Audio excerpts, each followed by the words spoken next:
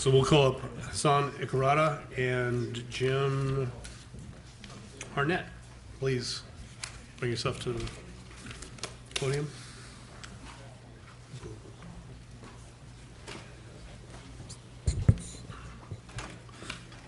So Hassan, why don't you go ahead and start first. State your name and who you represent, please. And please proceed.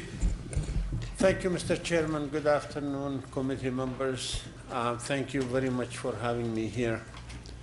My name is Hassan Ikrata. I am the Executive Director of Southern California Association of Governments, SCAG, which represent exactly 49.6% of the state population.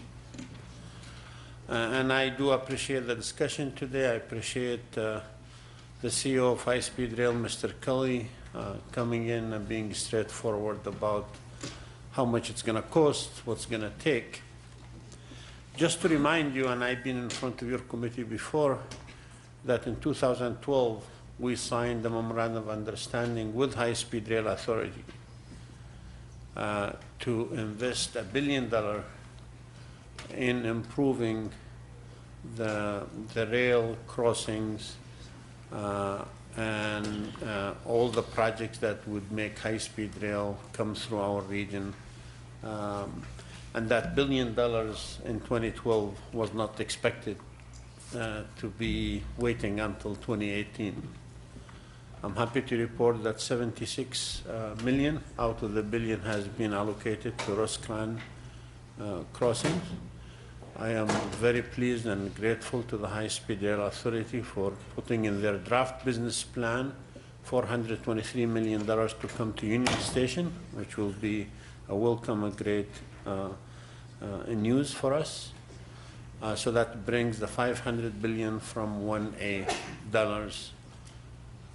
There is a remaining $500 million that we would like to work with High Speed Rail Authority to identify from other sources to invest in the corridor. I'm not here to judge the project. I think you heard enough about the project. All I can tell you is not only that the investment in the bookends is a signed MOU, it is very critical to the existing rail services and the future when high-speed rail come to our region. So I commit to you today that we're going to work with you and with High Speed Rail Authority to identify the rest of the money and be ready if the high-speed rail come to our region. Reminding you that when we started this discussion, the first segment was supposed to be in Southern California, where the major population center is. That moves north, and we understood the reason, and we'll continue to work with high-speed rail, and we'll continue to work with your committee and provide information. But make no mistake about it, the 49.8% that we represent in Southern California expect an investment in the existing system in anticipation of high-speed rail being there. And with that, Mr. Chairman, committee member, I want to thank you for the opportunity to be here. Thank you, Mr. Hartnett. Thank you, Mr. Chair. Members, it's a pleasure to be here, and I thank you for the opportunity. My name is Jim Hartnett. I'm the Executive Director of the Caltrain Commuter Rail System. Caltrain applauds the California High-Speed Rail Authority on the release of their draft 2018 business plan. Thanks in part to a committed partnership and significant investment from the authority, Caltrain has been able to proceed with efforts to electrify the Caltrain corridor between San Francisco and San Jose, and has secured the investment needed to replace 75% of the system's diesel fleet with high-performance electric trains. I'm pleased to report that we had our project groundbreaking in July 2017. Construction has been ongoing for months, and the first poles have been installed along the corridor. We're also pleased with the progress of the high-performance electric trains that will be manufactured in Salt Lake City and serving riders on our corridor by 2022. The draft 2018 business plan proposes new strategies that would expand electrification of the Caltrain corridor south of San Jose to Gilroy, ensuring that all communities currently served by Caltrain will benefit from the advantages offered by electric trains, including increased service frequency, reduced travel times, enhanced reliability, and improved air quality. This new approach, which is part of the phased implementation of the Silicon Valley to Central Valley line, is a continuation and enhancement of the authority's longstanding commitment to eventually connect the state with high-speed rail service in a way that also offers immediate improvements to existing regional rail services, including Caltrain. The approach also focuses on the implementation of early interim high-speed rail service between San Francisco and Gilroy as early as 2027. The addition of high-speed rail service to the Caltrain corridor has great potential for maximizing the benefits of corridor electrification and providing communities along the corridor with new mobility options that will be a valuable part of our efforts as a region to address growing traffic congestion and maintain our economic competitiveness. Caltrain is currently leading efforts to develop the Caltrain Business Plan, which includes an in-depth technical analysis of the issues and considerations related to the expansion of services within the corridor, including the addition of high-speed rail. Caltrain looks forward to continued involvement from the authority and our local and regional stakeholders to complete the business plan and to better define strategies for enhanced connection between communities on the corridor and for the eventual connection of our region to the rest of the state. Caltrain also looks forward to working with the authority and our partners in San Francisco to ensure that Caltrain and high-speed rail services are extended to downtown San Francisco's Transbay Transit Center as soon as possible. The extension of high-quality rail service to the Transbay Transit Center holds dramatic potential for the expansion of Caltrain service to new markets and will help facilitate congestion relief and enhance mobility throughout the entire corridor. Similarly, we are excited to be working in partnership with the authority, the City of San Jose, and the Santa Clara Valley Transportation Authority to envision a new Diridon station in San Jose, a project that will create a new regional and statewide connectivity and transform the southern terminal of our railroad. Again, I appreciate the opportunity to be here today and be happy to answer any questions. Thank you. Any questions of the committee of our panelists? You guys did good. So I have a couple. Hassan, what are some of the other priority projects in the SCAG region that could be funded by the remaining $500 million promised in the MOU? Mr. Chairman, there are several. Your mic. I'm sorry. Okay. Mr. Chairman, there were several projects. We actually submitted a list of over 53 projects. From grade crossings to expanding the rails in some places, safety projects, and we will be more than happy to work with the authority about the details of those projects. Granted, some of these projects are not ready for constructions, but now the fact that we're using the $500 million of other than Prop A, we could work with the authority much better and much faster to get these projects to where they are ready to cut the ground. So is it your understanding that the commitment remains that you will receive the remaining $500 million? Absolutely. Okay. And then, Mr. Hartnett, has the authority identified the improvements needed to bring high-speed rail service to 4th and King in San Francisco, and what role would Caltrain play in the deployment plans?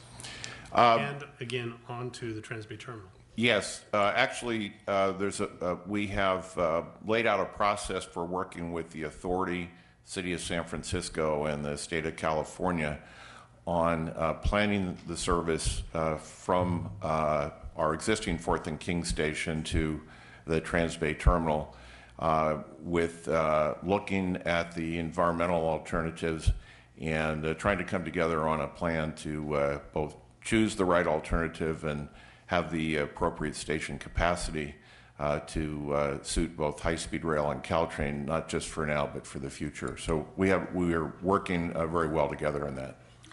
Can you determine what capacity or additional capacity this will afford Caltrain on ridership? This being the extension to downtown, it substantially increases the market for us because of the number of riders who would like to go to downtown extension as compared to stopping at 4th and King. There's a range of figures. But right now, we serve about 19 million riders a year, and I would expect a significant increase of that merely because of the extension. But we have plans to enhance the capacity for other reasons as well. So we expect a very robust system working together with high-speed rail in our blended service. I appreciate that. It kind of segues into, can you elaborate on the current Caltrain service to Gilroy, and how would the proposed extension of electrification to Gilroy affect Caltrain? The proposed electrification, I think, would provide tremendous opportunities for capacity increase. Right now, the rail service uses solely the UP right-of-way under a trackage agreement that involves Santa Clara County that has a capped limited number of trains that can run up and down the tracks. And it's not sufficient to meet the demands of the future. And under our current electrification project, there is no funding for electrifying that railway. So the opportunity to work together with high-speed rail on this is of tremendous benefit to the entire corridor. Well, I think it has to be captured also. There was bookend money from 1A, but there was also a $647 million commitment from the federal government for this project also? Yes, actually the total budget for the electrification project, including both all the civil side of it and the purchase of the electric cars, is just short of $2 billion.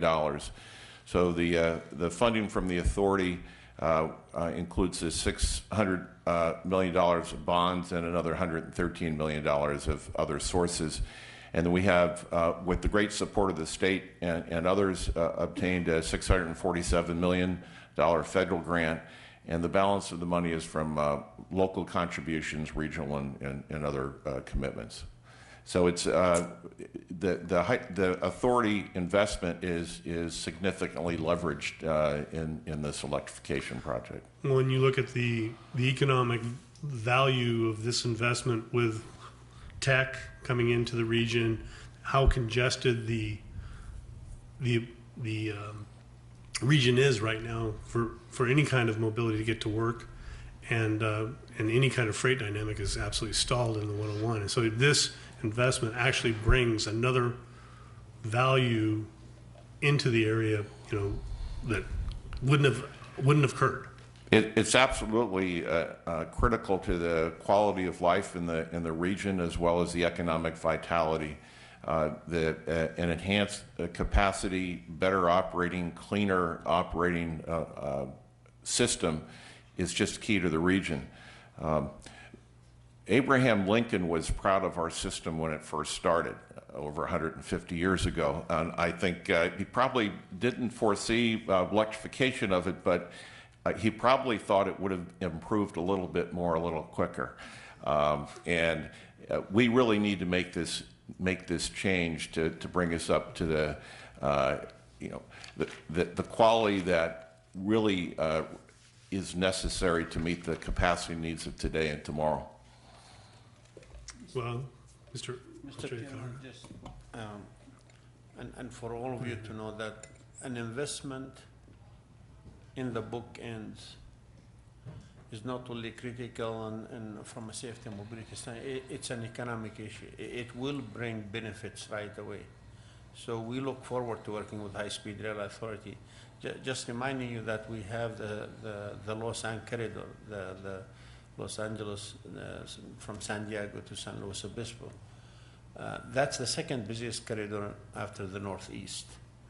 And an investment there would do a great deal immediately to the people in Southern California, to half of the state of California. So the economic benefit is documented. It will be great to invest in these systems, as my colleague Jim talked about the investment in Northern California. One, I think we have to also look at the impending amount of freight that's going to be coming into that region with the new super freighters and whatnot, from the 8,000 TEUs to 24,000 TEUs, and the ability to get that freight and product moving with these grade subs and some of the mobility issues that you run across.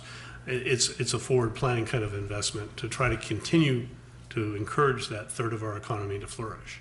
So I get that. Exactly right, Mr. Chairman.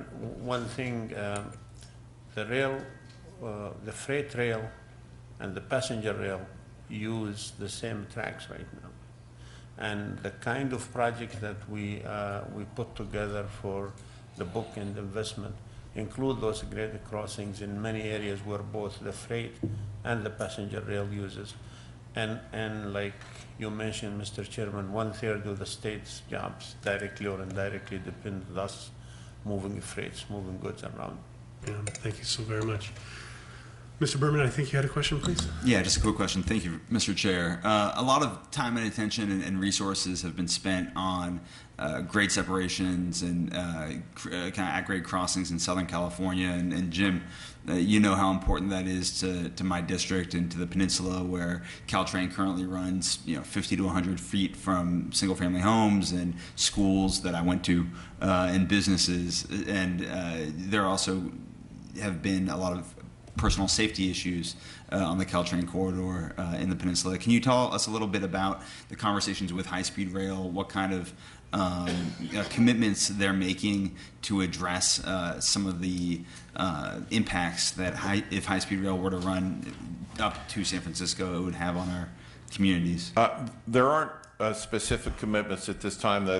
High-speed rail is still going through the environmental process for the environmental clearance at San Francisco to San Jose, and I'm sure that grade separations are going to be mentioned and looked at as part of that.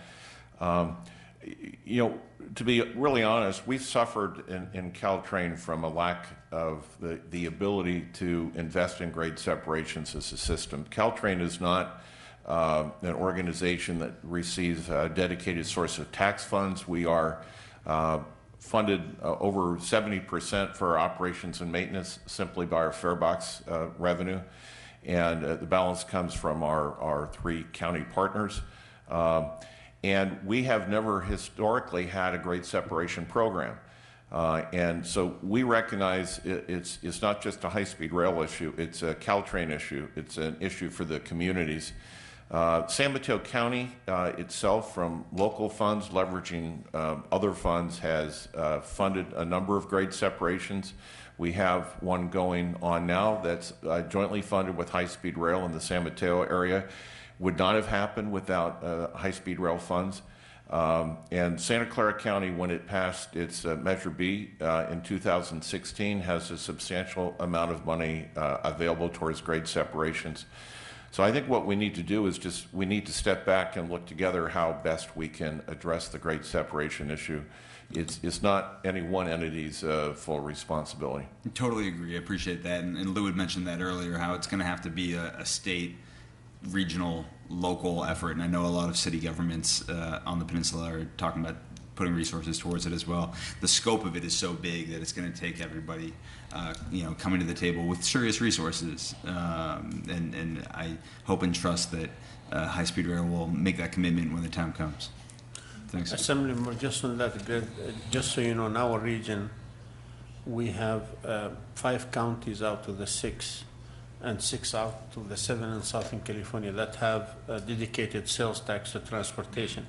So our partnership with high-speed rail, if this money becomes available, means we're going to match this money and have a multiple $1 billion of investments in not only grade separation, but adding capacity to the tracks, being ready for high-speed rail in the future.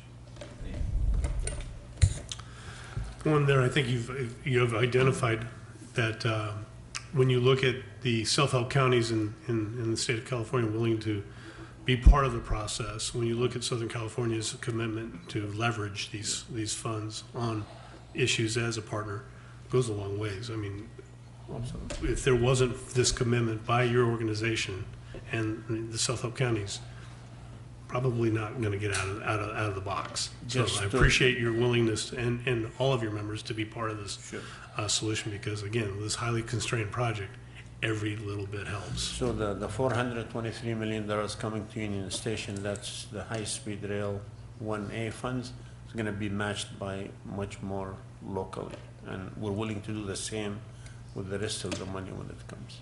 I appreciate that commitment. Assemblyman Baker, do you have another question? Thank you. Okay. Thank you. I just want to understand a little bit better from the East Bay area, so just the benefits to the Greater Bay Area from the work that you're referring to at Caltrain is important, but which of those items that you've listed for us had if the funding could have come from somewhere else, if high-speed rail weren't built, but funding came through somewhere else, let's say a similar amount of investment that you need just came at the state level, a state transportation bond, name your funding source that may have come from it, but there's nothing in high-speed rail being built itself that's making these bookend projects possible. It's just that is a source of funding now that the legislature made that the case. Or is there a project that if we don't build high-speed rail, the bookends wouldn't be possible, but for the funding? Well, I guess the best way I could answer that is to say that in Caltrain's strategic plans beginning in the 1990s, electrification was part of the strategic vision of Caltrain, so that it predates high-speed rail, and so the funding. However, without the funding from high-speed rail, from the authority and from the federal government and all our partners together, we could not have undertaken the electrification project.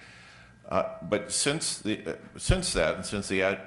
advent of high-speed rail, we've worked very closely together, not just between Caltrain and high-speed rail, but we've been working together with the state in terms of how we best fit in for the overall state rail plan. And so all of us are pieces of that, and the high-speed rail as a piece of that and Caltrain as a piece of that, together with the other pieces, really comprise the whole state rail plans.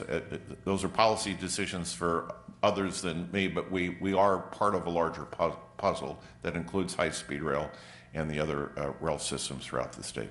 And the same thing, Assemblywoman, for Southern California. This project existed. We wanted to improve Union Station. We appreciate the partnership with high-speed rail, but I would say if we didn't have high-speed rail, we would still probably come to this committee and say, how about this cap and trade funding or that other funding? The point is these projects are needed, and what our partnership with high-speed rail is very much appreciated to make them happen much faster. Got it. Thank you. Thank you.